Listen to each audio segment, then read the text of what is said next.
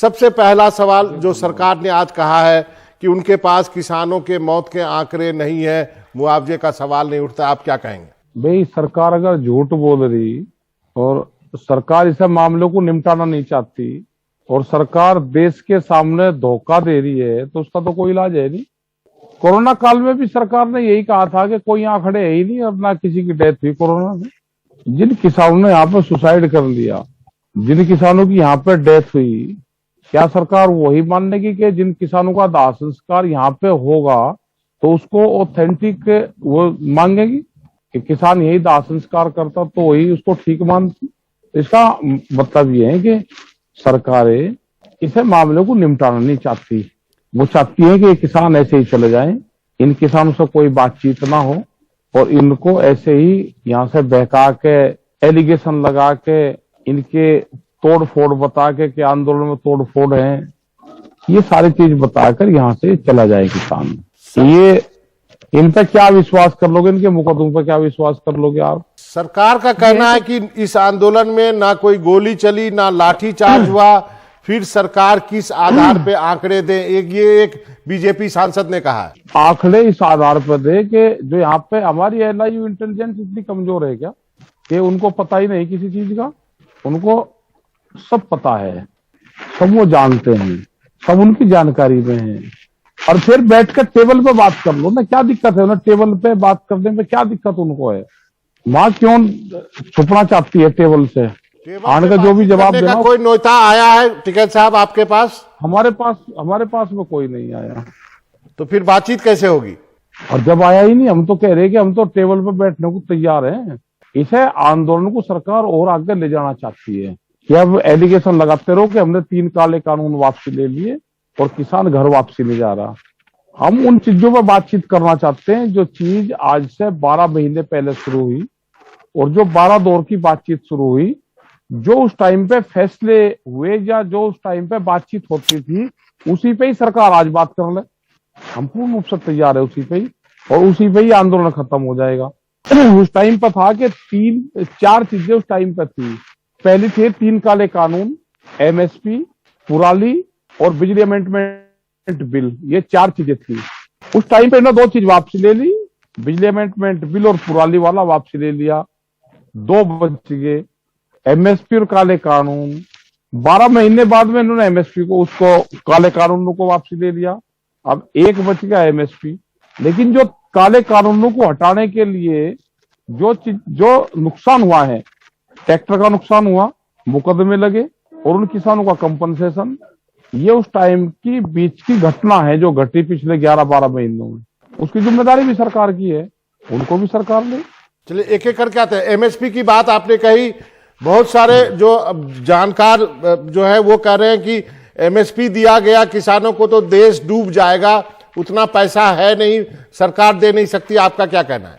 मतलब ये अर्थशास्त्री तो देश का नाश करेंगे, यही सरकार के एडवाइजर है। हमने कहा कि 1 रुपया सरकार का एमएसपी पर नहीं लगे, आप बैठ के बात तो करो। हमने पहले भी कहा कि बैठ के आप एमएसपी पर चर्चा कर लो, वे चर्चा को तैयार नहीं है। अब बताओ कैसे, ये कहां से वो होगा? अर्थशास्त्री की तो ये बात करते हैं लेकिन किसान से बैठ के बात नहीं करेंगे। आपके पास कोई फॉर्मूला है क्या? क्योंकि अर्थशास्त्री तो बार बार सरकार को कह रहे कि एमएसपी देना ठीक नहीं होगा। हमने कहा है कि सरकार को जितना खरीद करना, जो व्यवस्था सरकार की है, सरकार वो ही खरीद करे।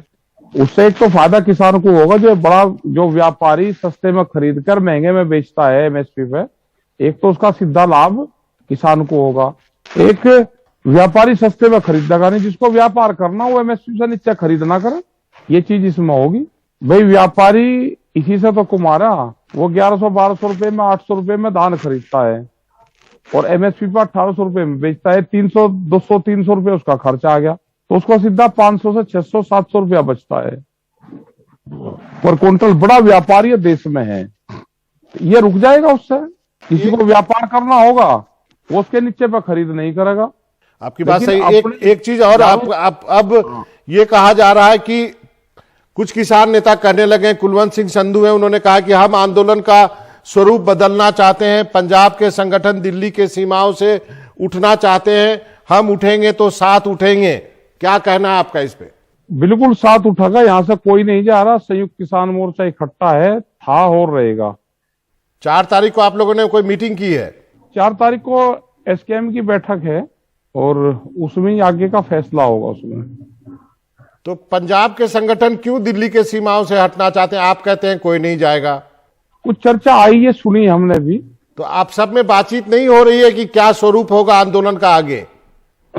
आंदोलन का स्वरूप यह है कि जब तक ये एमएसपी पे गारंटी कानून, जो मुकदमे हैं करीब 55,000 मुकदमे के आसपास, तो जो लोग हैं हरियाणा के हैं, क्या हरियाणा के किसान को जिसने एक बहादुरी के साथ में वो खड़ा रहा, आज उसको छोड़ के बीच में चले जाएगा? कोई नहीं छोड़ के जाने का। हमारे सारे साथी हैं जिनके ऊपर मुकदमे हैं, क्या उनको मुकदमा लड़ने के लिए उनको छोड़ के चले जाए? क्या अगर मुकदमे उन पर रहेंगे आने वाले टाइम पे कोई आंदोलन खड़ा हो सकता है? ये सरकारों की रणनीति है आंदोलन को तोड़ने की। ये आखिरी पत्ता है, ये दांव है इनका, ये भी चल रहा है सरकार। हरियाणा सरकार ने कहा कि वो मुकदमे हटाने की प्रक्रिया शुरू कर रही है। शुरू कर रहे, पता चला है, शुरू कर देंगे, ठीक है, शुरू होने चाहिए। मुकदमे हुए हैं, एक संघर्ष विराम हो चुका है अब और समाधान की तरफ जा रहा है, तो हरियाणा सरकार को पहल करनी चाहिए इसमें। तो अब सब कुछ जो है 4 तारीख के मीटिंग पे डिपेंड करता है कि पंजाब वाले वापस जाएंगे या आप उनको रोकने में सफल रहेंगे। वो जा नहीं रहे, एक ही अफवाह है, और कोई इस तरह की बातचीत होगी तो हम बात करेंगे उनसे। पंजाब के बहादुर लोग हैं, पंजाब के लोग ऐसे नहीं जा सकते। नहीं, कुलवंत सिंह संधू ने ऑन रिकॉर्ड कहा, इसलिए मैं पूछ रहा हूं आपसे बार बार। बात करेंगे, अगर उन्होंने कोई चीज कही है किस लिए उन्होंने कही तो हम बात करेंगे उनसे। एक अंतिम का सवाल है, ठीक है साहब, क्या आप मानते हैं कि इतनी बड़ी सफलता के बाद अब किसान संगठनों को चुनाव भी लड़ना चाहिए? ना, हम तो नहीं मानते कि चुनाव लड़ना चाहिए। एसकेएम देश की प्रॉपर्टी है, ये देश की प्रॉपर्टी ही रहनी चाहिए, किसी की निजी प्रॉपर्टी ना बने ये।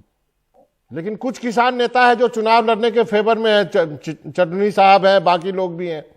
उनको अपने एफिडेविट देंगे, उनके साथ में क्या होगा अगर कोई लोग ऐसे करेंगे? उनको एफिडेविट देना पड़ेगा कि मेरे ऊपर कैंक मुकदमे हैं। अभी वे कह देंगे कोई मुकदमा नहीं है, लेकिन यही सरकार बैक डेट में उनके खिलाफ मुकदमा लिख के और एक मुकदमा और लिखेगी कि झूठे एफिडेविट दे, उनका पर्चा कैंसिल और होगा।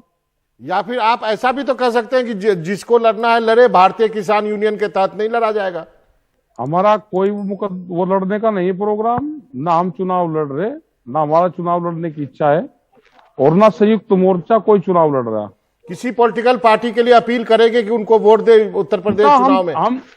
हम किसी के लिए अपील नहीं कर रहे।